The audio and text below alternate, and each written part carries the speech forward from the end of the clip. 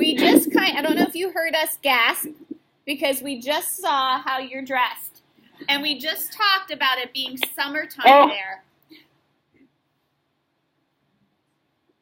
Yeah. So that's the difference. So I make these calls to, North Dakota or Pennsylvania or Minnesota, and they go, so what? It's cold here too. And I said, yeah, but this is the summertime.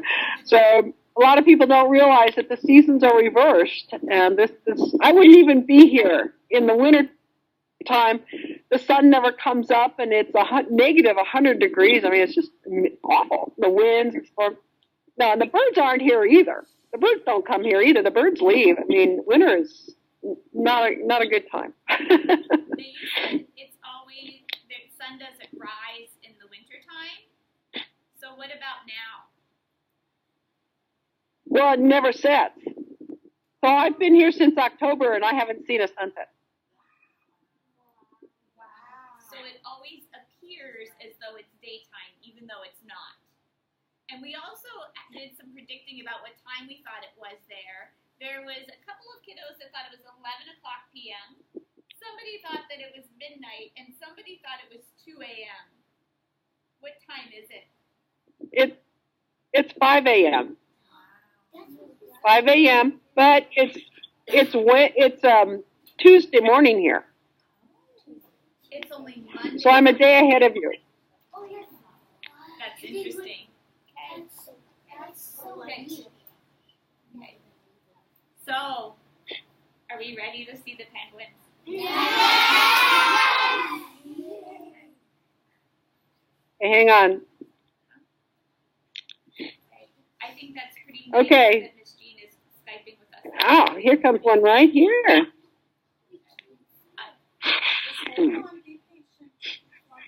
Oops. Well, here we go.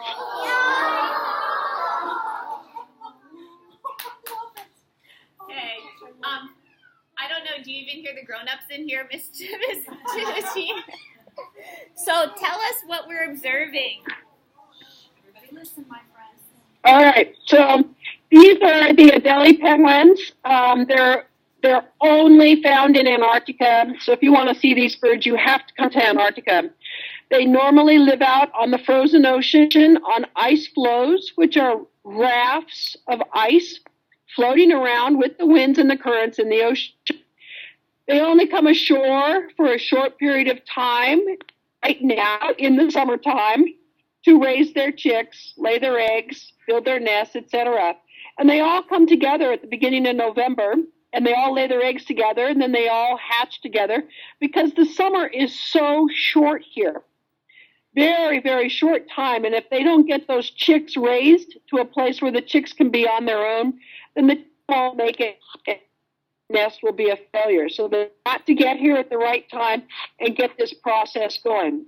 And if they're not here, they're out on the ice. So the reason that I'm here is because they're here. And I know it doesn't look very cold because you don't see a lot of snow, but I'm here to tell you it's -8 degrees, and this is the middle of summertime. There's no snow here because it's usually very, very windy, and the snow doesn't accumulate. And that's why the birds are here, because the birds don't want to lay their eggs in the snow. They have to find a place in Antarctica that doesn't have any snow or ice and has these rocks that they can build their nests out of. Because as you look around here, there is no vegetation, no trees, no bushes, no grass. There is no plants here at all. So there's nothing for them to build their nests out of except these rocks. There's also nothing for them to eat. And so they have to go to the ocean to get their food. So right now what you're looking at are birds sitting on nests, and each one has 2 eggs, and they're waiting for their mate to come back. Now right here, we just had a mate come back, the one that's bringing the rocks to the nest, right there. That bird has been on the nest for a couple of weeks. The bird on the nest just got back like 3 minutes ago. They did their little recognition dance and traded places on the nests. now the bird is going to bring some rocks and kind of do some housekeeping. And then, I don't know if it's the male or the female, but we'll call him the male. And he's going to go off and go to the ocean to feed. You can see how dirty he is. He's been sitting here for a couple of weeks waiting for her to come back. And you can see there's her egg. She's going to show you her egg. She's nice and clean because she's been in the ocean eating. She's also really fat, which is great. The fatter these birds are, the better. It is good to be a fat penguin. And he is probably very hungry. And I don't know, we're going to watch a second and see how long it takes him to take off. But probably within the hour, he will leave and go to the ocean to feed, and then he'll be back in a week or so and trade places with her again. Now, in about a week, but by the time he gets back, we could easily have chicks. We're expecting to see chicks start to hatch here in about a week, and that is very exciting. We walk around and we wait to hear them. We hear them before we see them because the parents sit on them very tightly, but we can hear them go beep, beep, beep, beep, beep. And so that's how we find them for the first time. So that's always very exciting. So we'll kind of keep our eye on him. This bird right here is used to me sitting here. See how close she is. And you can see the big pile of rocks that she's got to build her nest. The rocks help the egg from rolling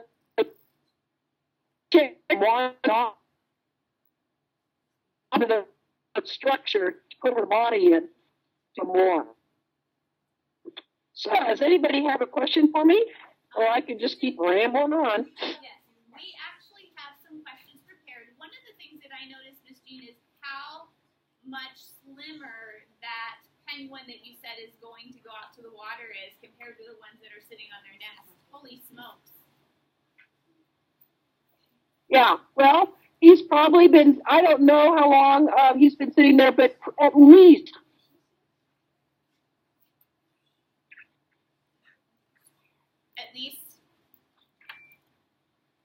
At least 2 weeks, yeah.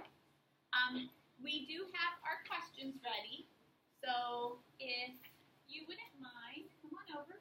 And you mentioned also that he's been sitting there for 2 weeks, and there are no plants for him to eat. And I don't think any other animals for him to eat. So he cannot leave the nest even a second. So he's been sitting on the nest for at least 2 weeks, and without any food or water, he cannot get up off the nest. If he gets up off the nest, the egg will freeze. So they don't leave the nest for any reason while they're here. That's impressive. Okay, so you want to let her know your name and then your question. My name is Ali, and about how long would it take to get to your location from PA? Okay, well, about 5 days, because you have to fly from where you are to Los Angeles, and then from Los Angeles to Sydney, Australia, and then from Sydney, Australia to New Zealand, and then from New Zealand down here. So it's several very, very long flights, and and you cross the date line, so it's about 5 days between the time I leave my home and I get to Antarctica. Now, your home is in California, is that correct? That's correct. Thank you. Good job. Okay. Here we go. Nice and loud, my friend. My name is Annalise, and what amenities do penguins have? Well, on the land here, the adults do not have any enemies. So that's why they feel very safe, and that's why they're not afraid of me. So I can sit here very close to them, and it doesn't bother them because they're not afraid of me, which is great. That's the best part about studying these animals, is that they are not afraid of me. That doesn't mean that I make them my pets, that I hold them, that I touch them or pet them or feed them. These are wild animals, and they need to stay that way. But it's great that they're not afraid of me. Now, in the water, it's a whole different story. In the ocean, there's a leopard seal, which is a big seal, which will eat these guys in the ocean. Very sad. Very hard on us to see that, but that's what happens. Thank you.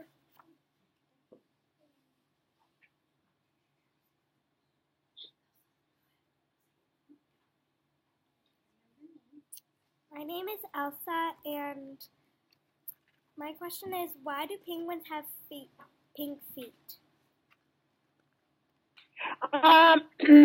They have pink feet because the blood is there, and it gives them the appearance of pink. Not their skin; it's the blood, and it's way more pink when they've just come out of the water or they're walking because they're exercising and that blood goes there. When they're here on land, if one of these guys stands up, you'll notice that their feet are somewhat whitish, and that's because there's not so much blood there. There's a guy. See his feet? His feet are not. Hi, buddy. Come on, little buddy. Say hi. Why are you doing? His feet are not as pink as they would be. Nai, where did he go? I don't know. Maybe he's off. Oh, off he goes. So there he is. So the blood flow. He might be on his way. So that was the bird that was tending the nest and whose mate had just come in. I think he's on his way. We won't see him for a couple of weeks. Bye-bye. Bye-bye, little guy. Go get some food. Off he goes. Thank you. There he goes. Okay, let's listen. So, My name is Bailey. we'll look for him in a couple of weeks. My name is Bailey, and my question is, Go ahead, baby. how do penguins breathe underwater? Well, they don't breathe underwater. They have to hold. They come up for air, but they can hold their breath for about 3 minutes, 3 to 5 minutes, but they cannot breathe underwater. Thank you. Nice and loud. You guys are doing a great job. My name is Ethan. Can penguins have more than one egg at a time? These penguins do. These penguins lay 2 eggs, so they have a little bare patch on their bellies that don't have any feathers. We call it the brood patch, and that's where the eggs sit to stay warm.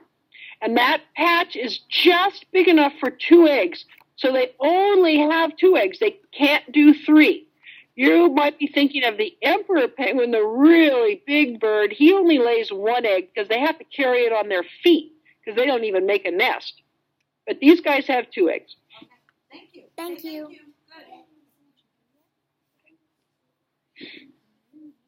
My name is Allison, and my question is, how long can penguins stay underwater? Between 3 and 5 minutes. Thank you.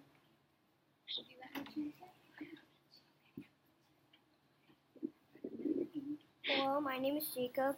How deep underwater do they go, and can they see?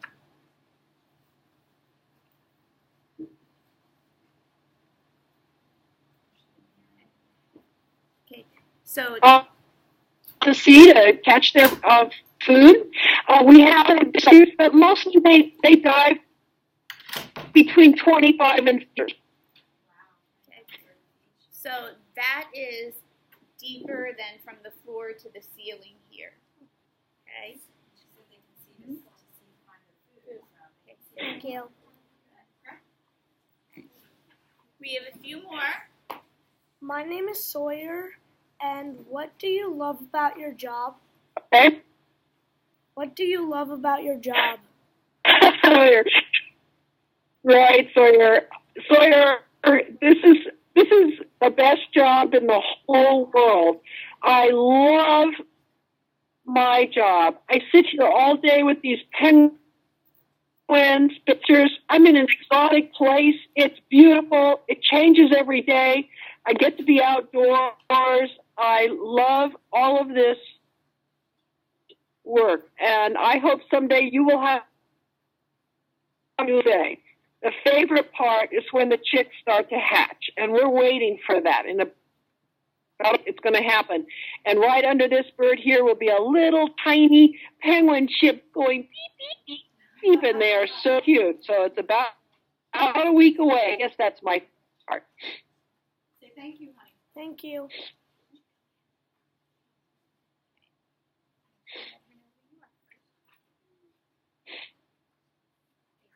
My name is Joshua, and what is the hardest part of your job? The hardest part is I'm down here for about 3 months, and I'm away from my family. So that's the hardest part. Say thank you. Thank you.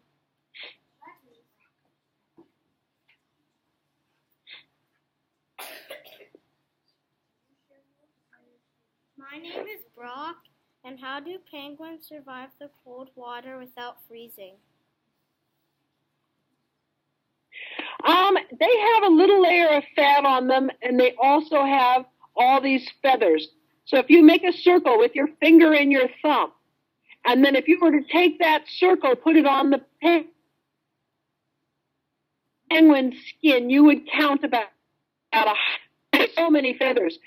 If you did that on a chicken, you'd find about 6 feathers. So these guys have so many feathers to keep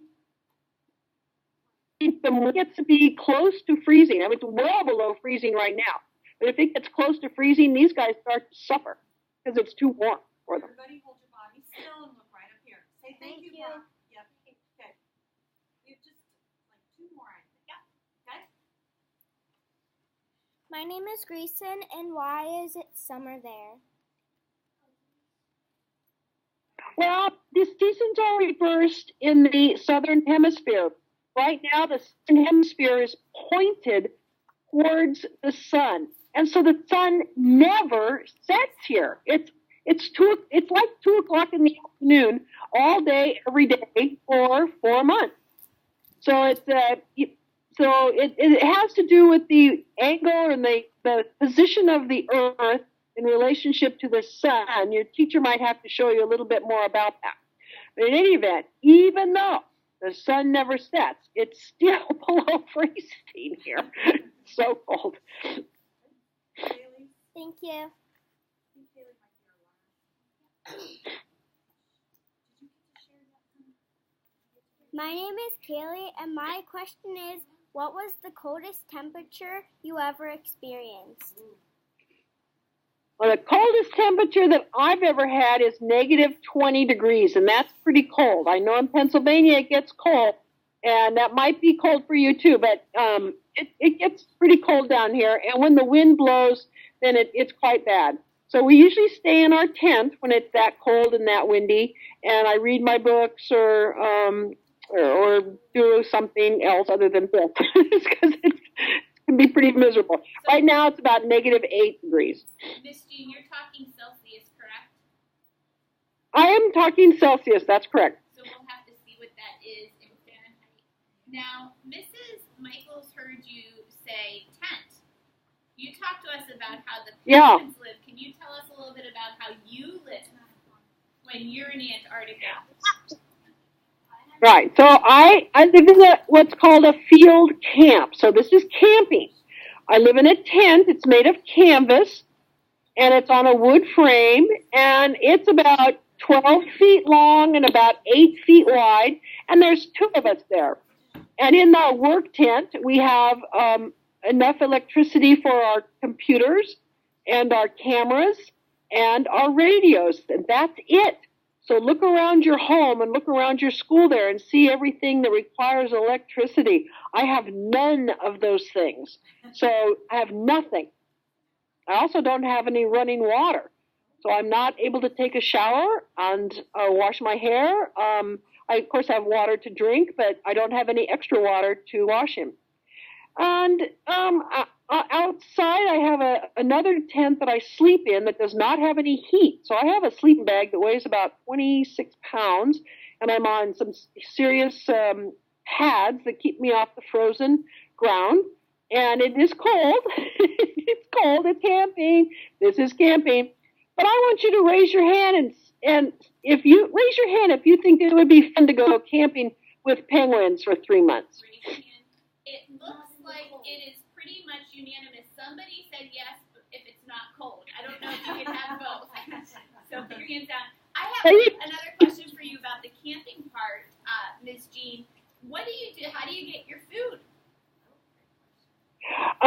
When I come out here, a helicopter brings me, and I have to have all the food I need for 2.5 months. So that's an exercise that I make off a list. How many boxes of cereal, how many pounds of cheese, how many loaves of bread, how many pounds of hamburgers. So I have frozen food, frozen vegetables and frozen meat, and I have canned food. So I make pasta, I make rice, and then I put, I cook the food and put it on top of the pasta or the rice. So, but I have to have all of that list done, and all of it comes out at once. Now, if I run out of food, I can call them, and they will come and bring me more food. It requires a helicopter. So it's very expensive. And so it would be bad for me to run out of food. So I'm very, very careful about that. So we have enough food here for the whole time. Wow. Another question. Are you by yourself or are there other people with you? At this camp, there are just 2 of us. Katie Duggar is one of our senior scientists, and she's here. She's going to be here this week, and then she swaps out with the other senior scientist, David Ainley. He's coming in a few days. And then there'll always only be 2 people at this camp. Most of our team is at Cape Crozier, where there's 500,000 birds. There's a lot of birds over there, and it requires the rest of our team to be there. There's only about 3,000 birds here, so it's just 2 of us here.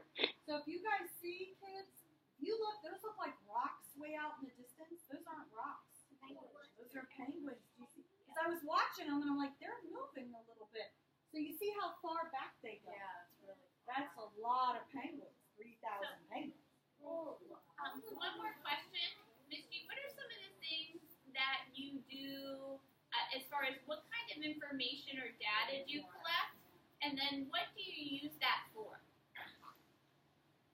We when the chicks hatch, we're going to weigh and measure them every week and see how they're doing this year compared to last year. We count the birds to see if our numbers here are increasing or decreasing. We have some birds with bands on them, and we see what they're doing. If they come back, they don't come back. They come back and have the same nest, a different mate. They mate, they don't mate, they have chicks, they don't chicks, how long do they last, et cetera, et cetera. So we follow their lives, not all of them. And in fact, in this group right here, there's nobody that has a band. So there aren't that many birds with bands, but the ones that are banded, we follow their lives. We also put little devices on their backs, and they go out to feed. And that way we know how long it takes them to get their food, how many dives, how deep they dive, and how much they're bringing back. So there's a lot of data we collect. We're pretty much busy all the time here. It's a lot of work. You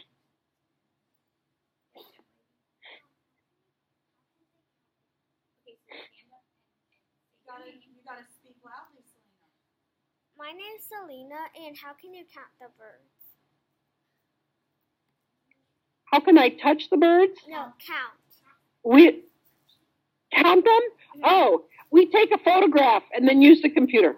Oh, very cool. Okay. Do you want to do some more? Do you have time for just 1 or 2 more? Because I know it's pretty cold out All there. right, let's do 2. Okay, Connor, go ahead and ask. Real quick. Nice and loud. My name's Connor, and is there any threats to you in Antarctica? Great. Connor, my battery just died. Can you still hear me? Yes. Amy, my camera just froze, so I'm thinking I'm going to have to say goodbye. Okay. Thank you very much. Okay. Thank you. Yeah. Sorry.